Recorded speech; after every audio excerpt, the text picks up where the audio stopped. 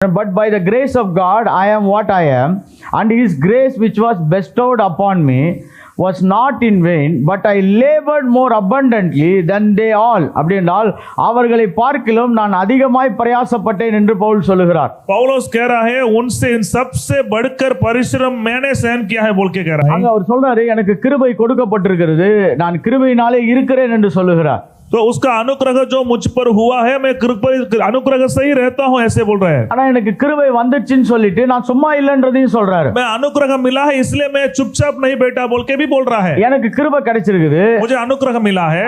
அவர் எனக்கு அருளிய கிருபை விருதாவாய் இருக்கவில்லை என்று சொல்லுகிறார். उनके अनुग्रह को मैंने व्यर्थ नहीं किया बोल के भी कह रहा है. அதற்கு அவர் என்ன பண்ணுகிறாராம்? उसके लिए वो क्या कर रहा है पौलुस? அவர் சொல்றாரு அதிகமாய் பிரயாசப்பட்டேன் என்று சொல்லுகிறார். तो सबसे बढ़कर परिश्रम भी किया है बोल के कह रहा है. But I have labored more என்று சொல்லுகிறார். तो सबसे ज्यादा मैं मेहनत